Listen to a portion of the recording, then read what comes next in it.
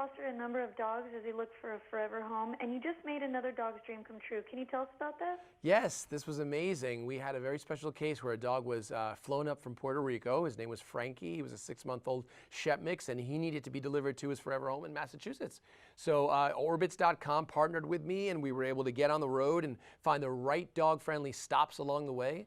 It was a fantastic experience. We stopped at New England clam shacks and hiking trails in Connecticut and dog-friendly hotels in Newport, Rhode Island, and finally all the way up to coastal Massachusetts, where we delivered Frankie to his forever home, and really fulfilling, wonderful experience. And I got to thank Orbitz and Dollar Car Rental for all their support. That had to be amazing for Frankie too. Sounds like a great time. Absolutely, he's one lucky dog. Absolutely. There was a recent survey done about taking pets on road trips. What were some of the findings that stood out for you? Yeah, the findings were interesting. 77% of respondents said that they plan to take their pets along with them on the road this summer.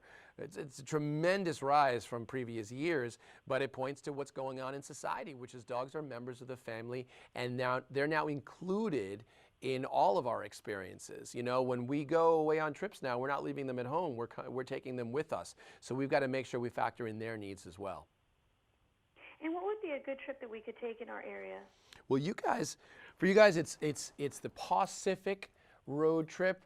When Paw is, of course, our wonderful dog pun, because we love dog puns, and you're going to go from Oregon all the way to Seattle, the Astoria Riverwalk, Aberdeen, and finishing up near Seattle, Bainbridge Island, and then finally, of course, Seattle itself. But the great thing about this trip is that every stop along the way, and really everything is about a 2 hours and 2.5 hours from the rest, so you've got those built-in breaks along the way, is going to be dog friendly. And what else should we consider when traveling with our pet? Well, I already mentioned stopping every 2.5 hours. Second would be safety. Make sure your dog is properly secured in the car. Make sure also that they have all of their needs met. That is, if they're on any medicines, make sure they have their right treats, food, chew toys, their favorite bed, their favorite stuffed animals if it's going to be a long trip, vet records if it's going to be a long trip than normal, and make sure that you've got everything planned that keeps them on their schedule. I was just going to ask you, because my dog has major separation anxiety. Do you have any tips on how to prep them before you go on a trip? Yeah, the best tip in the world is get them started on short trips before you take the long one.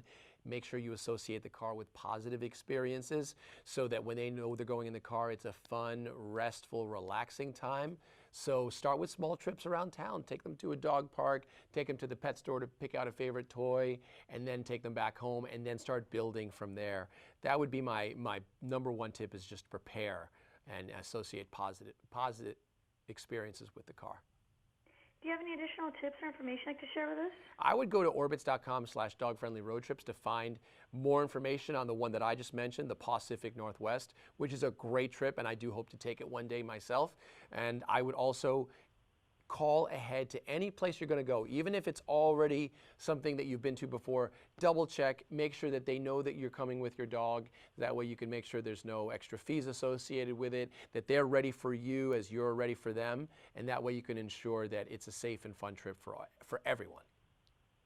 Wonderful. Well, thank you so much, and I appreciate you taking time out of your busy schedule to speak with me today. Have a great afternoon. You too. Bye-bye.